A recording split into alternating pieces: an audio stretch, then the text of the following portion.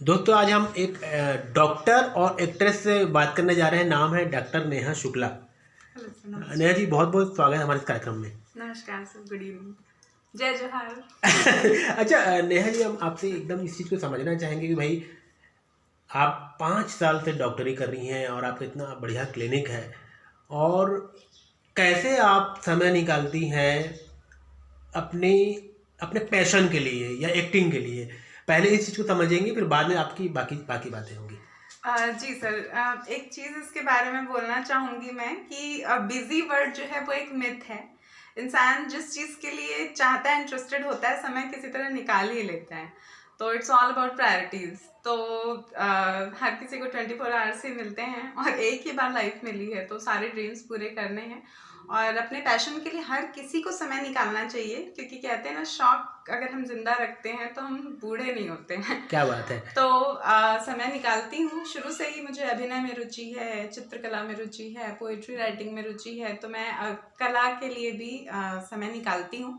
और डॉक्टरी तो मेरा पेशा है, लोगों की सेवा करना मेरा धर्म है, कर्तव्य है, तो वो तो मुझे करना ही है। तो मुझे दोनों करना है और टचवुड अभी तक तो दोनों मैनेज हो जा रहे हैं। देखिए कब तक कर पाते। जैसे एक्टिंग की बात है कि जब आप शुरू से आप इसमें रुचि रही है आपकी एक्टिंग में, तो क्यों ना आपने शुरू से एक्टिंग पे ही मेहनत की। आप डॉक्टरी में 5 साल आपने क्यों दे दिया, तो उसकी पढ़ाई में 5 साल क्यों दे दिया।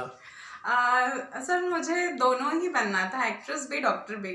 डॉक्टरी भी हमेशा से ही मेरे लिए बहुत ऊपर है। मुझे लोगों की सेवा करनी थी डॉक्टर बन के। तो और एजुकेशन बहुत इम्पॉर्टेंट है। ऐसा नहीं है कि पैशन है तो हम लोग कई बार बिना पढ़े अभिनय की ओर चल देते हैं। एजुकेशन तो ज़रूरी है, वो आपको एक बेहतर इंसान बनाती है, कला को भी समझने की समझ देती है। और जीवन के हर क्षेत्र में, चाहे जो भी एजुकेशन हासिल करें, एजुकेशन तो इम्पोर्टेंट है। तो आगे क्या रहेगा आपका? पढ़ाई पूरी करने के बाद ही मैंने इसको परस्यू किया। ओके, आगे आप क्या सोचती हैं कि आगे किस चीज़ में आगे बढ़ेंगी आप, डॉक्टरी की ही फील्ड में कि एक्टिंग की? सर मैं दोनों करूंगी, मैं दोनों कभी नहीं छोड़ूंगी। आप राइट आई चुनने बोलेंगे कि लेफ्ट आई कैसे चुनूंगी, मेरे लिए दोनों नहीं, जरूरी लेकिन है। किसी को एक तो आप, क्योंकि जब आप किसी चीज़ में आप गहरे उतरेंगी तो आपको पूरा समय आपको उस पे ही देना होगा। जब किसी फिल्म में आप जाएंगे, पता लगा आप एक फिल्म कर रही हैं, आपकी 2 फिल्में और लाइन में हैं, आपको यहाँ से छूट के वहाँ शूटिंग पे जाना है, तो फिर ऐसी स्थिति में फिर आप ये इस पेशे को कितना न्याय कर पाएंगी, इस पेशे के साथ, डॉक्टरी के साथ। सर देखिए, ऐसा है कि एक चीज़ है कि मैं इतना लंबा तो नहीं सोचती, आज की सोचती हूँ, कल किसने देखा है, रहे ना रहे वाली बात है।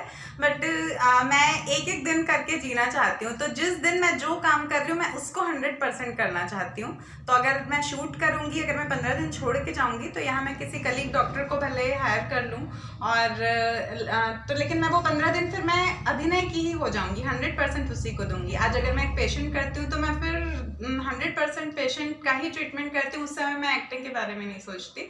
तो मैं जिस पल में हूँ उस पल को ही 100% जीना चाहती हूँ, और शायद उसी को ही मेडिटेशन कहते हैं। अच्छा ये बताइए कि करी अच्छी बात की आपने, मेडिटेशन की बात छेड़ दी। कहीं खूबसूरती का राज आपका मेडिटेशन तो नहीं है? खूबसूरत तो पता नहीं सर, खूबसूरती देखने वाले की आंखों में होती है। तो आप लोग को अगर लग रही हूँ तो आपका नज़रिया अच्छा है। और हाँ, इतना है कि हर किसी को वर्कआउट और मेडिटेशन तो करना चाहिए, अपने हेल्थ के लिए करना चाहिए, नॉट ओनली खूबसूरती। और बाकी जेनेटिकल है तो थोड़ा बहुत थैंक्स मम्मी पापा को। क्या बात है। अच्छा जैसे एक्टिंग की बात है, आप बता रही थी कि भाई स्कूल में प्ले करती थी, लेकिन जो है यहाँ पे छत्तीसगढ़ी इंडस्ट्री में आपने 3 फिल्में की हैं, उसके बारे में बताइए, कैसे फिल्म मिली और वो कौन कौन सी फिल्में हैं, उसमें क्या क्या आपका रोल रहा है? जी सर, एक अभी मूवीज़ आई नहीं हैं ड्यू टू कोविड, आप लोग जान रहे हैं। तो अभी धीरे से थिएटर्स खुले हैं, तो अब धीरे से प्रोड्यूसर डायरेक्टर के ऊपर है कब लगाते हैं। मैंने अपनी डॉक्टरी की पढ़ाई पूरी करने के बाद अनुपम खेर एक्टर प्रिपेयर से एक्टिंग ट्रेनिंग किया, थिएटर वगैरह भी किया, यहाँ सुभाष मिश्रा अंकल के पास वर्कशॉप किया। तो उसके बाद लोगों को पता चलने लग गया कि भाई मुंबई से ट्रेंड है, तो फिर मेरे पास ऑफर्स आने लग गए मूवी के। एक मूवी का ऑफर आया, कुश्ती एक प्रेम कथा, संदीप त्रिपाठी के ऑपोजिट की है मैंने। उसमें कबड्डी प्लेयर की भूमिका है मेरी, हीरो कुश्ती प्लेयर है, मैं कबड्डी प्लेयर हूँ। तो एक अच्छा स्पोर्ट्स बेस्ड था। ये था शुरू में, थोड़ा सा सेकंड थॉट था कि मतलब करूँ या ना करूँ, बट बहुत अच्छा लगा, एनवायरनमेंट बहुत अच्छा था और अच्छी मूवी है, बड़ी मूवी है। और इसके बाद मैंने सोनकर सर की लव इश्क मैया एक मूवी की है। तो वो कमर्शियल मसाला मूवी है, अच्छी लगी। किस तरह का रोल है उसमें? हाँ, उसमें एक लड़की है जो कि थोड़ी बहुत अच्छे दिल की है, कॉन्फिडेंट भी है, और थोड़ा एक रोमांटिक एंगल वगैरह भी है, और उसके बाद कुछ गुंडों से बच के एंड ऑल, मतलब कमर्शियल जो मसाला जी, मूवी जी। में जो भी कुछ और मसाला तीसरी होता फिल्म? है। तीसरी तो सर जो मेरी शॉर्ट फिल्म मैंने बताई वाइफ 2 डॉक्टर महोबिया की है, वो इंटरनेशनल फिल्म फेस्टिवल के लिए बनाई गई थी। न्यूयॉर्क में फर्स्ट प्राइज मिला है इसमें। उसमें मैंने घरेलू हिंसा के ऊपर विक्टिम की भूमिका निभाई है, और वो न्यूयॉर्क में golden sparrow award first prize मिला है, तो ये हमारे लिए बहुत ऑनर की बात है। कुछ एक छोटे मोटे रोल भी इस बीच करे थे। डॉक्टर सहाय सर की मूवी नोनी, जिसको दादा साहब फाल्के आइकन अवार्ड मिला है, उसमें मैंने पुलिस की भूमिका निभाई थी गेस्ट रोल में। और इसके अलावा अभी मैं दूरदर्शन में गुलदस्ता प्रोग्राम की एंकर हूँ, तो वो कर रही हूँ। तो दूरदर्शन अपने आप में एक ब्रांड है, तो अच्छा प्लेटफॉर्म है। मैंने बालको कैंसर हॉस्पिटल की डॉक्यूमेंट्री की है, तो उसमें मैंने कैंसर पेशेंट की भूमिका निभाई थी, और मैं ऐसे कुछ मैसेज ओरिएंटेड वर्क करना ही चाहती थी, वो कैंसर अवेयरनेस के लिए था, तो अच्छा लगा बहुत। दिल्ली की टीम आई थी, ब्रेड जेम प्रोडक्शन, उन्होंने बनाया था, तो एक अच्छा अनुभव था। अच्छा, ये बताइए कि अब आगे क्या आप छॉलीवुड इंडस्ट्री में ही काम करना चाहती कि आपने बॉलीवुड का भी सपना देख रखा है?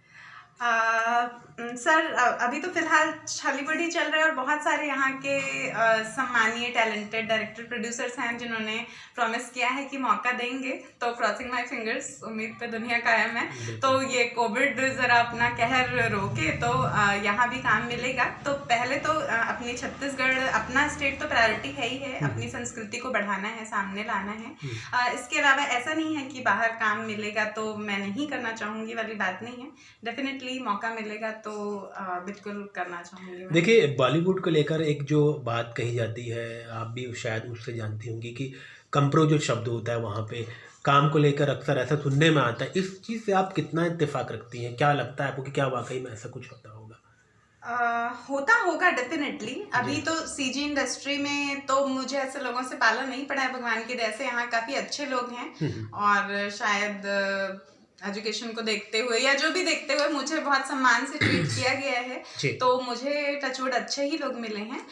बाहर ऐसा सब डेफिनेटली जो हम सुनते हैं रॉन्ग, तो झूठ तो नहीं होगा, होता होगा, बट अपने को सही रास्ते पे ही चलना है। सही रास्ते से समय ज़रूर लगता है, लेकिन जो चीज़ मिलती है वो पुख्ता होती है। तो सही रास्ते से करना है, और मैं तो एक अच्छी अभिनेत्री, संस्कारी अभिनेत्री के रूप में याद किया जाना चाहती हूँ। मेरा मन है बहुत अच्छे कुछ हिस्टोरिकल प्रोजेक्ट्स करूँ, माइथोलॉजिकल प्रोजेक्ट्स करूँ, मतलब और मैसेज ओरिएंटेड करूँ। ऐसे भी कमर्शियल भी करना चाहती हूँ, बट हाँ सही रास्ते से अपने दायरे में रह करके। तो अगर वो उस जरिए से लोग काम पा भी लेते हैं तो वो बहुत शॉर्ट टर्म होता है, एक दो बार पा लेते हैं, फिर उनका खुद का कॉन्शियस भी उनको सेटिस्फैक्शन नहीं देता है, तो गलत है वो सब, दोनों ही पार्टी के लिए गलत है। लेकिन अब उसके लिए क्या ही अपन कमेंट कर सकते हैं। अच्छा, आज जो आप हैं और जो आगे आप बनना चाहती या होंगी, उस पे आपके पेरेंट्स के योगदान को कितना अहम मानती उसका जिक्र कीजिए। अरे बहुत ज़्यादा, मतलब इनॉर्मस, अम्पल कोई वर्ड नहीं है मेरे लिए, इतना ज़्यादा सपोर्ट है, वो ही मेरी बैकबोन है, और उनके बिना मैं कुछ भी नहीं हूँ। बचपन से आज तक मेरे हर ड्रीम को उन्होंने सपोर्ट किया है। जो भी मैं, चाहे डॉक्टर बनना चाहती थी, चाहे मैं पेंटर बनना चाहती थी, चाहे मैं एक्टिंग करना चाहती थी, कभी भी जनरली एक्टिंग के लिए जो एक हम नॉर्मल मध्यम वर्गीय ब्राह्मण परिवार की मैं लड़की हूँ, तो जनरली लोग बहुत इजीली परमिट नहीं करते, बट उनको अपने संस्कारों पे इतना भरोसा है, उन्होंने जो मुझे सीख दी है सही और गलत के बीच लाइन खींचने की, तो उन्हें पता है कि मैं सही चीज़ें ही परस्यू करूँगी। तो अगर कला में रुचि है तो वाई नॉट, तो उन्होंने हमेशा ही सपोर्ट किया है, आज भी कर रहे हैं और हमेशा करते हैं। तो बिना एक मॉरल सपोर्ट के, तो बिना पेरेंट्स के आशीर्वाद के कोई कभी जीवन में सक्सेस पा नहीं सका है। तो जो भी छोटा मोटा मैं कर पा रही हूँ उनके ही दम पे। अच्छा, आप जो हंसमुख प्रवृत्ति के हैं, चुलबुली सी आप एक लड़की हैं, अगर हम आपके 20 साल पहले, 25 साल पहले, आपके बचपने में हम जाएंगे तो हम क्या पाते हैं आपको? हाँ, बचपन में आई वॉज डैम स्टूडियस, बहुत ही ज़्यादा पढ़ने लिखने वाली एकदम बुकिश गर्ल रही हूँ। थ्रू आउट टॉपर, और हमेशा बेस्ट स्टूडेंट का अवार्ड मिलना, एक्स्ट्रा करिकुलर में एक्टिविटी, हमेशा टीचर्स की लाडली जो होती है, हमेशा क्लास की कैप्टन, बहुत ज़्यादा डिसिप्लिन, कभी टीचर्स का मजाक भी नहीं उड़ाना, कभी देर से नहीं जाना। तो ये रहा।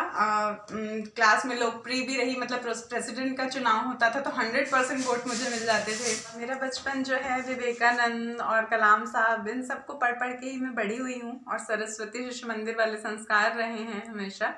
तो बहुत ही मैं ब्लेस्ड हूँ कि अच्छा ब्रॉटअप, बहुत अच्छा ब्रॉटअप दिया है पेरेंट्स ने।